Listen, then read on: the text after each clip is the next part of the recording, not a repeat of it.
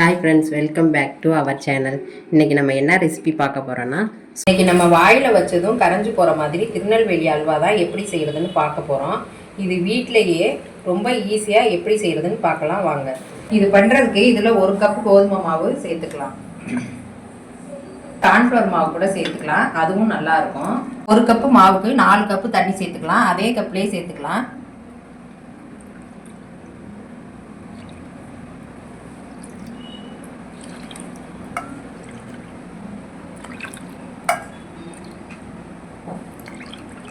இப்போ இது நல்லா கட்டி இல்லாமல் ஒரு விஸ்கு வச்சு நல்லா கலந்து விட்டுருங்க. இப்போ ஒரு கடாயில் 2 ஸ்பூன் நெய் சேர்த்துடலாம். நெய் சூடானதும் முந்திரி பருப்பு வறுத்து எடுத்துக்கலாம்.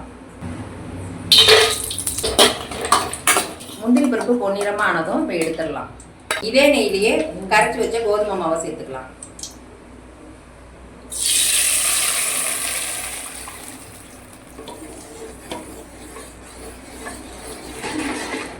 இதை கொஞ்ச நேரம் கைவிடாமல் கலந்துக்கலாம். கோதுமை மாவோட பச்சை வாசனை போகிற அளவுக்கு கலந்து எடுத்துக்கலாம். இந்த மாதிரி கெட்டி பதம் வந்தோன்னா சர்க்கரையை சேர்த்துக்கலாம். 1 கப்பு கோதுமை மாவுக்கு 1.5 கப்பு சர்க்கரை சேர்க்கணும். 1.5 கப்பு சர்க்கரையில் 3/4 கப்பு சர்க்கரை இப்போ சேர்த்துடலாம். 3/4 கப்பு கேரமில் பண்ணணும். இப்போ கேரமில் பண்ணுறதுக்கு மீதி சர்க்கரை இதில் சேர்த்துடலாம். தண்ணியெலாம் எதுவும் சேர்க்க வேண்டாம், அப்படியே சர்க்கரையே மெல்ட் ஆயிரும். அப்போ தான் கசப்பு தன்மை இருக்காது. இது கூடயே 1 பிஞ்ச் சால்ட்டு சேர்த்துக்கலாம். எந்த ஸ்வீட் செஞ்சாலும் 1 பிஞ்ச் சால்ட்டு சேர்த்து செஞ்சு பாருங்கள், சூப்பராக இருக்கும். இப்போ இதையும் கலந்து விட்டுக்கலாம். இது கூடயே கேரமில் செஞ்சு வச்சதை சேர்த்துக்கலாம்.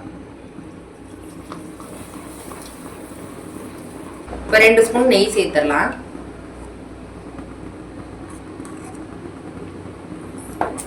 இப்போ இதையும் நல்லா மிக்ஸ் பண்ணிக்கோங்க.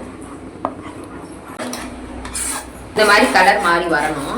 இன்னும் கண்ணாடி பதம் வர அளவுக்கு கிளறி எடுத்துக்கலாம். இது கூட இன்னும் 2 ஸ்பூன் நெய் சேர்த்துக்கலாம். மொத்தமாக 4 ஸ்பூன் நெய் விடணும்.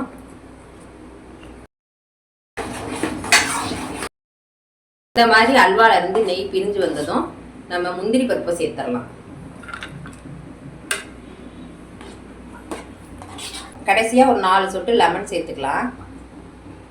லெமன் எதுக்காக சேர்க்குறோம்னா, மாவு புளிக்காமல் ரெடிமேடாக உடனே அல்வா கிளறோம், அதுக்காக தான்.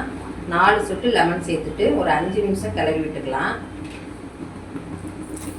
இந்த மாதிரி கண்ணாடி பதம் வந்ததும் இப்போ பாருங்கள், கடாயில் ஒட்டாமல் வந்துடுச்சு. இதுதான் பதம். இப்போ ரெடி ஆகிடுச்சு. இதை வேறு பிளேட்டுக்கு மாற்றிக்கலாம். இந்த வீடியோ உங்களுக்கு பிடிச்சிருந்தா லைக் பண்ணுங்கள், ஷேர் பண்ணுங்கள், கமெண்ட் பண்ணுங்கள். மறக்காமல் சாய் கிச்சனை சப்ஸ்கிரைப்